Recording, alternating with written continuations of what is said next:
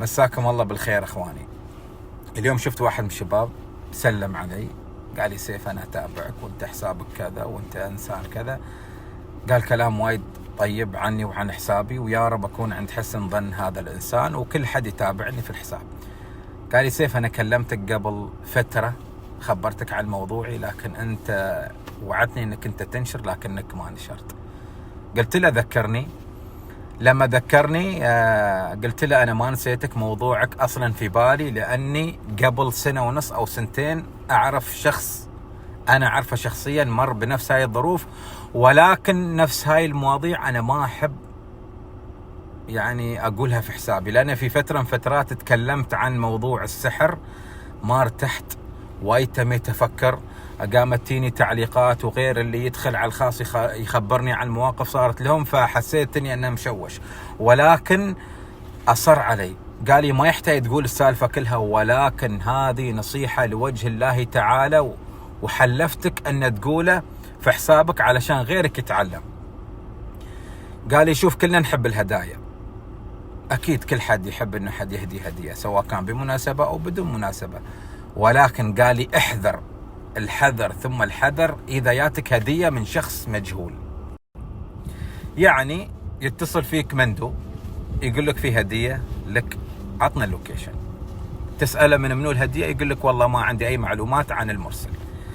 أنت تستلم الهدية على أساس أنه في بطاقة، في رسالة، أو يوصلني SMS أو حد يقول لي ها وصلتك الهدية، شو رأيك؟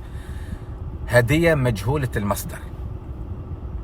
يقول أنا من نوع كنت أستقبل الهدايا من ناس أعرفهم ومن ناس ما أعرفهم. هو واحد من مشاهير الحين أعتقد اختفى، لأن من وراء هذا الموضوع الإنسان هذا وقف، لأن شو أقول لكم انجلبت حياته. يقول كنت أستقبل هدايا من ناس أعرفهم وما أعرفهم، يقول فجأة انجلبت حياتي فوق تحت، بيتي الهادي السعيد وعيالي وصحتهم والحياة المستقرة، يقول حرفيا بيتي انقلب جحيم، مشاكل، البيت مشحون، عيالي يمرضون، انا امرض، والحرمة تتخبط، حياتنا انجلبت يمكن لمدة 5 سنوات، ما خليت شيء، لا مستشفى، لا مطوع، لا رقية شرعية. واخر شيء اكتشفت انه في شغلة كانت موجودة في احد الهدايا محطوطة بطريقة، احذروا من البخور والعود وهالسوالف، خصوصا اذا من شخص مجهول وشغل يدوي. هذا الموضوع ذكرني قبل كم من سنة في شخص أنا عارفه بعد مر بنفس هذه الظروف، كان يستقبل الهدايا، وفي يوم من الأيام هذا الشخص اختفى، سمعنا عنه أنه تخبل، وعقب سمعنا أنه كان مستقبل هدية، وهذه الهدية كان من شخص ما يخاف رب العالمين.